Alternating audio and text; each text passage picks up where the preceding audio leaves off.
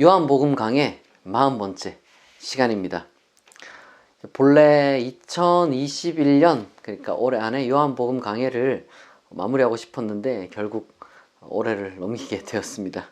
아마 내년 1월에는 요한복음 강해가 마무리되지 않을까 이렇게 생각을 하는데요. 어쨌든 이제 2021년 마지막 주일 설교 요한복음 강해 본문은 요한복음 순환 이야기의 두 번째 막의 장면, 그러니까 빌라도의 재판 장면 중 첫 번째 장면입니다. 함께 본문을 읽어보겠습니다. 먼저 요한복음 18장 28절에서 32절입니다. 그들이 예수를 가야바에게서 관정으로 끌고 가니 새벽이라. 그들은 더럽힘을 받지 아니하고 유월절 잔치를 먹고자 하여 관정에 들어가지 아니하더라. 그러므로 빌라도가 밖으로 나가서 그들에게 말하되 너희가 무슨 일로 이 사람을 고발하느냐? 대답하여 이르되 이 사람이 행악자가 아니었더라면 우리가 당신에게 넘기지 아니하였겠나이다. 빌라도가 이르되 너희가 그를 데려다가 너희 법대로 재판하라. 유대인들이 이르되 우리에게는 사람을 죽이는 권한이 없나이다 하니 이는 예수께서 자기가 어떠한 죽음으로 죽을 것을 가리켜 하신 말씀을 응하게 하려 함이러라. 요한복음은 무엇보다도 우선 예수님이 끌려가는 이때를 새벽이라고 묘사를 합니다. 새벽. 이제 비록 예수님의 체포는 불의한 폭력이 절정에 달한 한 밤중에 일어났지만 이제부터는 바로 그 불의한 폭력의 절정의 순간에서부터 하나님의 승리가 나타날 것이 여기서 암시되고 있는 것입니다. 그래서 사실 이 십자가 처형 장면의 그 시작이 이 빌라도 재판으로부터 이제 본격적으로 시작되는데 거기서부터 이미 우리는 겁내지 말고 어떤 희망적인 그러한 기대감을 갖고 이 본문을 읽으면 되는 것입니다. 여기 이제 예수님을 끌고 간 사람이 이제 누군지는 자세히 나와 있지 않지만은 그 뒤에 나오는 묘사를 보면 이제 유월절을 지키기 위해 이제 관정, 그러니까 이제 이방인의 영역이 이제 프라이토리움으로 들어가지 않으려고 했다는 묘사를 통해서 이 사람들이 유대인들이구나라는 것을 저희가 알 수가 있습니다. 그러니까 지금 예수님을 죽음의 장소로 이끄는 자들이 누구냐면 누구보다도 종교적인 정결을 지키는 그러한 자들이라는 것이죠. 이것은 십자가 처형의 그 어떤 본질이 무엇인지 한 면을 보여주는 중요한 요소입니다. 이것을 일단 기억하고 있기를 바랍니다. 동시에 이제 누가 그러면은 여기서 또 등장하느냐? 굉장히 중요한 역사적 인물인 본디오 빌라도 혹은 이제 폰티우스 필라투스가 여기서 등장을 하게 됩니다. 사실 통상적으로 로마 총독에 관해서 그렇게 많은 기록이 남아 있지 않아요. 그냥 이제 누가 이렇게 왔다 갔다 하는 것이기 때문에 그렇게 막 대단한 그런 중요성을 띠는 인물은 아닙니다만은 이제 유독 이 유대인들이나 아니면 이제 기독교와 관련돼서 굉장히 어떤 그 사건에 연루되어 있는 사람이라서 이제 좀 유별나게 기록이 많이 되어 있습니다.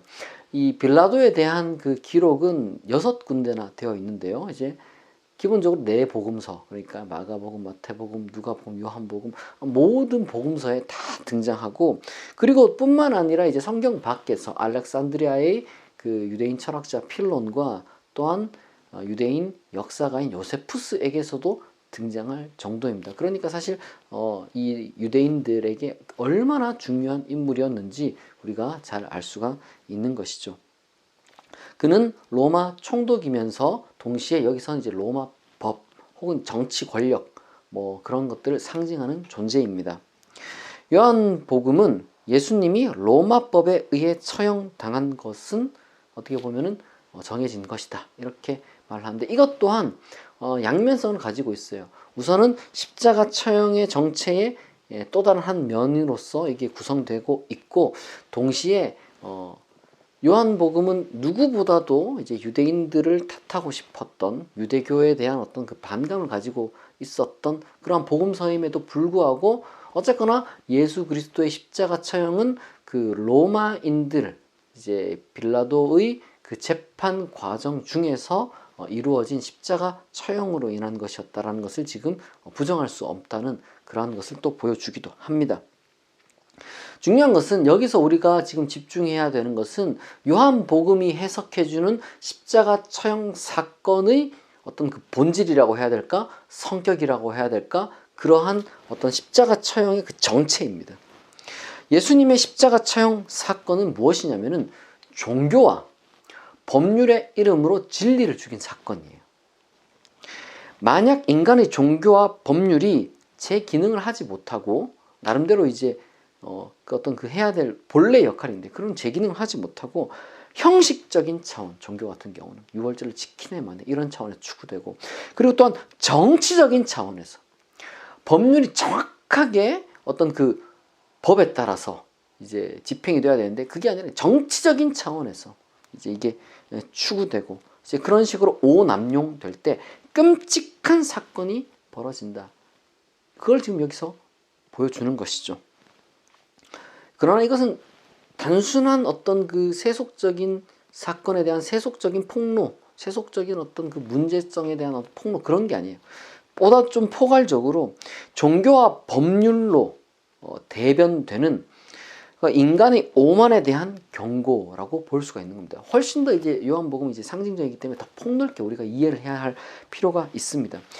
말하자면 요한복음이 지금까지 가르쳤듯이 하나님을 모르는 인간의 문명, 다르게 말하면 초월과 사랑을 무시하는 그러한 인간의 문명은 제 아무리 고상하다 할지라도 결국에는 진리를 죽이는 살해 기술, 살해 도구에 불과하다는 것이죠. 조금 더 구체적으로 우리가 이 장면을 살펴보도록 하겠습니다. 요한복음 18장 33절에서 이제 38절 상반절까지입니다. 이에 빌라도가 다시 관정에 들어가 예수를 불러 이르되 내가 유대인의 왕이냐? 예수께서 대답하시되 이는 네가 스스로 하는 말이냐? 다른 사람들이 나에 대하여 네게 한 말이냐? 빌라도가 대답하되 내가 유대인이냐? 네 나라 사람과 대제사장들이 너를 내게 넘겼으니 네가 무엇을 하였느냐? 예수께서 대답하시되 내 나라는 이 세상에 속한 것이 아니니라. 만일 내 나라가 이 세상에 속한 것이었더라면 내 종들이 싸워 나로 유대인들에게 넘겨지지 않게 하였으리라. 이제 내 나라는 여기에 속한 것이 아니니라. 빌라도가 이르되 그러면 네가 왕이 아니냐? 예수께서 대답하시되 네 말과 같이 내가 왕이니라. 내가 이를 위하여 태어났으며 이를 위하여 세상에 왔나니 곧 진리에 대하여 증언하려 함이로라. 무릇 진리에 속한 자는 내 음성을 듣느니라 하신대 빌라도가 이르되 진리가 무엇이냐 하더라. 요한복음은 이렇게 이제 빌라도와 예수님의 대화 장면을 새롭게 구성해냅니다. 이제 이것은 요한복음에만 있는 어떻게 보면 요한복음의 신학을 가장 잘 보여주는 그러한 장면 묘사라고 할 수 있을 것입니다. 불의의 한 복판에서 이제 권력과 진리가 지금 대결을 벌이고 있는 것이죠. 이 장면에서 지금 빌라도가 취하고 있는 전체적인 어떤 그 분위기는 사실 조롱, 비웃음 뭐 이런 것들이에요. 종교 권력과 유대인들이죠. 그리고 세속 권력, 빌라도죠. 힘을 합쳐가지고 이 진리에 대한 진지한 태도를 철저하게 비웃고 있습니다. 유대인들도 진리를 팔아넘겼고 빌라도도 진리 타령하는 예수님을 아주 비웃고 있죠. 오늘날에도 여전히 똑같은 모습이 반복되고 있어요. 세속 권력이나 종교 권력이 서로의 이익을 위해서는 잘 결탁하는데 진리에 대해서는 관심도 없고 오히려 진리를 비웃죠. 세속 권력이든 종교 권력이든 진리를 이야기하면은 뭐 세상 물정 모르고 뭐 그런 이야기나 고리타분하게 한답시고 그리고 그런 게 시대에 맞냐는 그러한 어떤 비웃음을 당하기가 일쑤입니다. 한국 사회가 차별금지법을 아직도 제정하지 못한 것이 제 생각에는 가장 대표적인 사례 중 하나일 거라고 봐요. 정치권과 종교권이 어떤 방식으로든지 간에 서로의 이익을 위해서 인간의 존엄성이라는 진리를 지금 무시하고 있잖아요. 딱 그런 지금 현실이 여기서 이제 상징적으로 빌라도의 태도를 통해서 그리고 예수를 넘긴 유대인들의 모습을 통해서 나타나는 것이죠. 그렇다면 도대체 예수님은 이러한 어떤 그 권력자들을 향해 불의한 폭력을 행사하려고 하는, 그리고 진리를 비웃는 이 빌라도를 향해 예수님은 어떻게 반응을 하셨을까요? 지난번 요한복음 강의에서 드렸던 말씀과 다르지 않습니다. 예수님은 일관되게 동일한 태도를 취하고 계세요. 뭐냐? 하나님을 선포하는 거예요. 조금 더 정확하게 여기서는 하나님 나라를 선포하고 있죠. 근데 한 번 더 정확하게 말씀드리면 흥미롭게도 여기서 하나님 나라라는 표현보다는 예수님은 내 나라라는 표현을 이제 사용을 하십니다. 그렇다고 이게 무슨 하나님 나라와 뭐 예수님의 나라가 뭐 두 개의 나라가 있는 거냐, 이제 그런 것이 아니라 이제 하나님 나라의 성격을 여기선 조금 더 요한복음에 어떤 맞게 좀 드러내고 있다라고 이제 보면 되는 것이죠. 그러니까 예수님이 왕인 나라. 그러니까 무슨 말이냐? 그 나라는 민족적인 나라가 아니라 보편적인 나라며, 그리고 또한 정치적인 나라가 아니라 정의로운 나라며, 그리고 또한 힘이 아니라 예수님, 진리로 충만한 나라라는 거예요. 진리로 충만. 모든 나라들이 다 힘을 추구하죠. 뭐 경제적인 힘이든 군사적인 힘이든 심지어 문화적인 힘이든 힘을 추구하죠. 나라들은. 그러나 예수 그리스도의 나라는, 하나님의 나라는 진리를 추구합니다. 진리를. 이러한 나라는 결코 지상에서는 불가능합니다. 아무리 그 공간복음 같은 경우는 이제 종말과 어떤 그 임박성을 이제 강조하는 것에 비해서 상대적으로 요한복음은 분명히 종말보다는 실존을, 임박보다는 실현을 이제 강조한다 할지라도 결코 그것이 어떤 지상의 어느 나라와 동일시 되는 것 아닙니다.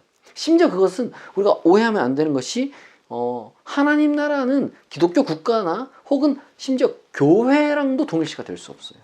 거기에 대해서는 제가 나중에 언젠가 기회가 되면 이제 교회에 대해서, 하나님 나라에 대해서, 그리고 어떤 이 땅 가운데 이루어지고 있는 기독교 윤리적인, 그리고 어떤 정치 참여 이런 부분에 대해서는 제가 기회가 되면 언젠가 또 설교할 일이 있겠습니다. 중요한 것은 그거예요. 하나님 나라는 어떤 그 지상에, 그러니까 특정 민족, 특정 국가, 심지어 특정 종교에도 국한될 수 없다는 걸 우리가 여기서 배워야 하는 것입니다. 그것은 결국은 힘 대결이죠. 힘 대결. 어떤 민족이 더 강하냐, 어떤 국가가 더 강하냐, 어떤 종교가 더 강하냐. 그런 식의 어떤 그 힘의 논리에 지배되는 나라가 하나님 나라는 전혀 아니라는 거예요. 세속적인 그런 힘의 어떤 그 권력 싸움에 관심이 없습니다. 그러자 이 말을 들은 빌라도가 어떻게 반응하느냐? 진리가 무엇이냐? 이렇게 되물어요. 사실 도대체 이게 무슨 뉘앙스로 물었는지 좀 알기가 많이 어렵죠. 단락을 아마도 퍼포먼스를 했던, 이제 그 당시 때는 이제 어떤 그 성경을 읽는 게 아니라 이제 누가 이제 퍼포먼스를 이제 낭독을 하게 되면 이제 그걸 듣는 이런 방식으로 이제 복음서 낭독이 이루어졌는데, 아마도 이 퍼포먼스를 했던 첫 번째 낭독자들과 이제 그 청취자들은 이 뉘앙스를 잘 알았을 거예요. 그 뉘앙스를 살려서 아마 퍼포먼스를 했고 낭독을 했을 거니까. 하지만 유감스럽게도 기록된 본문은 그런 분위기까지 우리에게 전달이 되진 않습니다. 그건 우리가 성경을 읽을 때 어쩔 수 없이 우리가 좀 유감스럽게도 소실된 그런 내용이고 한계라고 할 수 있겠죠. 그래서 사실 내용만 보면은 이게 마치 빌라도가 지금 니고데모처럼, 요한복음에 나타난 니고데모처럼 진리를 구하는 어떤 구도자의 자세로 물은 것인가, 뭔가 약간 좀 회개를 한 것인가, 그러니까 이렇게 생각할 수는 있습니다만은 몇 가지 단서를 종합해 보면은 사실 그러한 태도가 전혀 아니라는 것을 알 수가 있어요. 우선 앞서 말한 대로 어쨌든 예수님과 빌라도의 대화, 이 전체적인 분위기는 조롱과 조소입니다. 빌라도가 예수님을 향해서 조롱하고 조소하고 이런 분위기로 가득 차 있어요. 그리고 또한 빌라도에 대한 기록은 그 앞서 말했듯이 이제 네 권의 복음서, 알렉산드리아 유대인 철학자 필론, 유대인 역사 요세푸스 이렇게 이제 있는데, 이 6자료의 빌라도 묘사를 다 이제 분석한 그 학자 중에 헬렌 본드라는 학자가 있습니다. 이 헬렌 본드라는 학자가 비록 빌라도에 대한 인물 묘사가 이제 그 6개에 따라서 각각 너무 달라가지고 이 실제 역사적 빌라도의 어떤 그 인물 됨됨이를 좀 파악하기는 많이 어렵다고 하더라고요. 그래도 대신에 각각의 인물 묘사는 알 수가 있겠죠. 그래서 헬렌 분들은 뭐라고 하느냐? 요한복음의 빌라도는 교활하고 조소적이며 자기 권위를 확신하며 예수를 거부한 적대적인 그 세상, 이 세상과 동맹을 맺은 자라고 말합니다. 그런 식으로 요한복음은 이제 빌라도를 그려내고 있다는 거죠. 그리고 또한 뭐 우리 역사 속에 훌륭한 어떤 그 학자 중에 한 사람인 프란시스 베이컨도 이렇게 말합니다. 빌라도는 진리가 무엇이냐라고 조롱하며 말한 뒤 대답을 듣겠다고 머물진 않았다. 그러니까 무슨 말이냐면 이런 여러 분석을 고려할 때 빌라도는 진리가 무엇이냐라고 이제 물었을 때 그의 어떤 그 태도나 뉘앙스는 니고데모가 예수님께 찾아와서 했던 그 어떤 그 진지한 진리를 구하는 자세가 전혀 아니라 오히려 지금 철저하게 짓밟고 무시하는 이런 거죠. 지금 이런 상황에서 진리 같은 소리나 하고 앉았네. 이런 조롱이에요. 한심함, 비웃음 이런 것이죠. 그러니까 빌라도는 예수님을 죄인으로 봤다기보다는 문맥이나 어떤 그 뉘앙스를 그 이제 어떤 표현들이나 빌라도의 태도 이런 것들을 볼 때 예수님을 죄인이 아니라 바보, 멍청이 혹은 현실 감각 없는 인간으로 본 거죠. 궁극적으로 그러면 이렇게 진리를 무시하고 현실에서 이익을 추구하는 그 똑똑한 권력이 저지르는 그 결과가 뭐냐? 아주 끔찍한 결과. 십자가 처형이죠. 십자가 처형. 이 십자가 처형이 상징하는 것이 무엇이냐? 무죄한 자의 피입니다. 무죄한 자의 피. 계속해서 제가 요한복음 18장 39절과 40절을 읽어보겠습니다. 6월절이면 내가 너희에게 한 사람을 놓아주는 전례가 있으니 그러면 너희는 내가 유대인의 왕을 너희에게 놓아주기를 원하느냐 하니 그들이 또 소리질러 이르되 이 사람이 아니라 바라바라 하니 바라바는 강도였더라. 빌라도는 예수님께 진리가 무엇이냐 묻고 곧바로 그냥 대답도 듣지도 않고 이제 밖으로 나가가지고 다시 유대인들에게 물어보는 거예요. 6월절에 너희들을 유대인들의 어떤 그 전례대로 내가 한 사람을 죄인을 놓아줄 텐데 마침 여기 강도 잡힌 바라바라는 존재가 있고 여기 예수가 지금 너희가 데려온 예수가 있는데 6월절인데 내가 누굴 놓아줄까? 이렇게 이제 이야기를 하는 거죠. 그런데 그들이 누굴 원했습니까? 강도 바라바를 원했죠. 근데 뭐 이러한 전례는 그 뭐 역사적으로 실제로 입증된 바가 전혀 없어요. 뭐 이 성경 외에는 뭐 전혀 찾을 수 없는 그런 전례입니다. 이것은 마가복음에서 이제 처음 등장한 것으로 욤 키푸르 혹은 이제 성경에 나온 그대로 표현하자면 욤 하키푸림의 재현이었을 겁니다. 욤 키푸르 혹은 욤 하키푸림은 레위기 23장에 기록되어 있는 고대 이스라엘 종교의 연례 행사였습니다. 우리말 성경에는 뭘로 번역되어 있느냐? 속죄일로 번역되어 있습니다. 속죄일. 이게 뭐냐면은 동일하게 생긴 두 마리 염소를 택해서 한 마리는 희생제물로 바치고 한 마리는 그냥 광야로 내보냅니다. 이제 어쨌든 그런 방식으로 뭐 신도 달래고 그리고 우리 가운데 이제 죄가 사라졌다 뭐 이런 어떤 상징하는 그런 연례 행사죠. 마가복음 저자는 신학적으로 십자가 처형을 바로 이 욤키푸르로 해석을 한 거예요. 그러니까 공간복음에서 메시아를 죽이고 그리고 또한 강도를 이제 내보내는 것은 일종의 희생 제사를 상징하는 그러한 어떤 그 재현이었죠, 재현. 그러나 요한복음에 이르러서 어떤 그 마가복음으로부터 시작한 공간복음에 이제 차에 있던 그런 어떤 욤키푸르의 재현의 해석은 사라지게 되고 단지 그냥 장면만 전승되었어요. 요한복음에서는. 그래서 요한복음에서 그 장면은 복잡하게 어떤 욤키푸르를 재현하기 위해서 이 바라바 예수, 그러니까 바라바도 예수라는 이름을 가지고 있는데 그 동일한 어떤 그 염소 두 마리처럼 마치 동일한 인간 두 명을 이렇게 세우는 그런 방식이 아니라 그런 것들은 다 생략하고 간결하게 단지 세상의 죄를 폭로하는 장면으로 활용을 합니다. 요한복음은. 세상의 죄가 뭐냐? 진리를 듣지 않는 것. 무죄한 자를 살해하는 것. 죄를 추구하는 것입니다. 도대체 왜 이 세상은 그토록 진리를 미워하고 무죄한 자의 피를 흘리는데 거리낌이 없을까요? 도대체 왜? 저는 이것이 우리 인류가 담재하고 있는 최대의 미스터리라고 생각해요. 무엇 때문이라고 이게 단정할 수가 없어요. 사람들은 뭐 나름대로 뭐 답을 제시하겠죠. 이게 뭐 생물학적인 거다, 뭐 사회학적인 거다, 뭐 심리학적인 거다. 여러 가지 뭐 나름의 근거들을 제시할 수 있지만, 그럼에도 불구하고 그러한 어떤 나름의 근거들이 도대체 왜 인류가 그토록 그러한지에 대해서 어떤 총체적인 그러한 어떤 이 현실에 대한 제대로 된 어떤 설명이 되는 것은 전혀 아닙니다. 단지 우리는 이것이 부정할 수 없는 우리의 모습, 우리의 현실이라는 것을 인정해야 한다는 것이죠. 인간은 말하자면 본성상 악합니다. 인간은 본성상 악해요. 인간은 진리보다 거짓을, 선보다 악을 좋아합니다. 빌라도의 그 대화, 그리고 이제 십자가 처형 장면의 이 과정에서 드러나는 것이 무엇이냐? 바로 이러한 인간 본성이에요. 인간 본성. 하지만 그럼에도 불구하고 지금 요한복음이 말하고자 하는 것은 그러한 어떤 그 비참하고 처절한 인간의 본질에 대한 어떤 그 절망적인 묘사가 아니에요. 이러한 본성에 우리는 정직하게 직면해야 하며 인간의 한계를 인정해야 하는 것이 우리 구원의 출발이 된다는 겁니다. 그래서 아까 맨 처음 말씀드린 대로 예수가 끌려가는 그때가 언제냐? 새벽인 거예요. 새벽.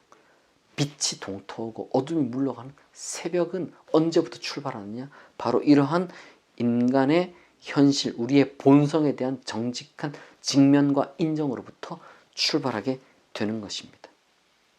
새벽은 바로 거기서부터 출발합니다. 복음이 말하는 구원은 바로 여기서 출발하는 거예요. 나머지 더 많은 이야기들은 이어지는 순환 이야기를 통해서 우리가 또 살펴볼 수 있을 것입니다. 핵심은 종교 권력과 세속 권력과 달리 진리이신 예수님을 바라보는 여러분이 될 수 있기를 진심으로 축복합니다.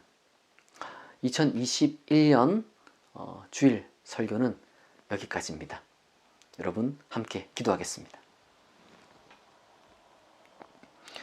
자비하신 하나님, 권력은 힘을 추구하며 이익을 추구하며 동시에 진리를 추구하는 자들을 비웃습니다. 그러나 우리는 진리를 비웃는 빌라도, 강도를 원하는 무리와 달리 진리를 진지하게 구하고 진리를 원하는 자 되게 하시며 무죄한 자의 피를 흘리게 만드는 세계와 싸워 승리하게 하옵소서. 예수 그리스도의 이름으로 기도합니다. 아멘.